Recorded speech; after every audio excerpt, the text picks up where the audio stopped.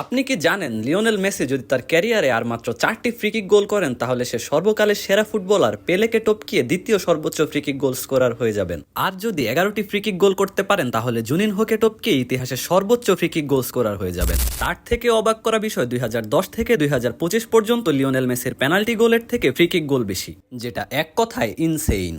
তাহলে চলুন জানি লিওনেল মেসি কিভাবে ইতিহাসের অন্যতম সেরা ফ্রিকিক টেকার হয়ে উঠলেন। মজার বিষয় হলো মেসি বার্সেলোনায় শুরুতে ফ্রিকিক নিতেন না, আর এই ব্যাপারে খুব ইন্টারেস্টিং একটা গল্প আছে। সাবেক বার্সা কোচ জুয়ান কার্লোস বলেন, মেসি যখন প্রথমে দলে আসে তখন রোনাল্ডিনহো, ডেকো আর মার্কেজের মতো খেলোয়াড়রা ফ্রিকিকে দারুণ দক্ষ ছিল। তারা অনুশীলনের পরও থেকে থেকে ফ্রিকিক প্র্যাকটিস করত আর মেসি বসে বসে তাদের দেখত।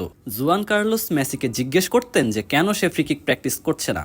মেসি তখন উত্তর দিয়েছিল যে এটা তার সময় না। তার মতে এটা ছিল রোনাল্ডিনহো, ডেকো আর মার্কেজদের সময়। লিওনেল মেসির এই বক্তব্য থেকে বোঝা যায় যে তার সিনিয়রদের প্রতি যে সম্মান সেটা ছিল ছোটবেলা থেকেই। তবে 2008 সাল থেকেই লিওনেল মেসি ফ্রিকিক নেওয়া শুরু করেন। তবে তিনি দলের প্রধান ফ্রিকিক টেকার হয়ে ওঠেন 11-12 মৌসুমের পর থেকে। প্রতিবার ফ্রিকিক নেওয়ার সময় মেসি কিছু সাধারণ নিয়ম অনুসরণ করেন। প্রথমেই তিনি মাটিতে কয়েকটি স্টেপ ফেলার মাধ্যমে হালকা কোণ করে বলের দিকে এগোতে থাকেন। এই কোণের নিখুঁত ব্যবহারের কারণেই তিনি বলে সাইড স্পিন ও টপ স্পিন দিতে পারেন। আর বল মারার সময় তিনি শরীর হালকা বাঁকিয়ে রাখেন। আর সর্বশেষ তিনি বলের কোরকে শক্ত রেখে বলের নিচের দিকে আঘাত করেন। এতে বল উপরে উঠে গিয়ে হঠাৎ নিচে নেমে আসে, কারণ বলে যদি টপ স্পিন পারফেক্টলি এক্সিকিউট হয় তাহলে সেই টপ স্পিন বলকে হঠাৎ নিচে নামিয়ে নিয়ে আসে। ফ্রিকিক মারার সময় মেসি তার পা 50 ডিগ্রি কোণে রাখেন, যাতে পুরো পা মাটিতে স্থির থাকে। এতে ফ্রিকিক নেওয়ার সময় বডিতে ব্যালেন্স, কন্ট্রোল আর স্ট্যাবিলিটি বাড়ে। লিওনেল মেসির ফ্রিকিক শটে যে ফিজিক্স কাজ করে তাকে বলে ম্যাগনাস ইফেক্ট, অর্থাৎ নিউটনের প্রথম সূত্র অনুসারে কোনো বস্তু যদি তার গতি ও দিক বজায় রাখে যতক্ষণ না কোনো বাহ্যিক বল সেই বস্তুটির উপর প্রয়োগ হয়। মেসি যখন বল মারে তিনি বলকে দেন দিক, গতি ও স্পিন। বলের এক পাশে স্পিনের বিপরীতে বাতাস চলে আর সেখানেই চাপ বেশি, আর অন্য পাশে বাতাস স্পিনের সাথে চলে তাই সেখানে চাপ কম। এই চাপের পার্থক্য বলকে বাঁকিয়ে ফেলে কম চাপের দিকে। এটাই ম্যাগনাস ইফেক্ট।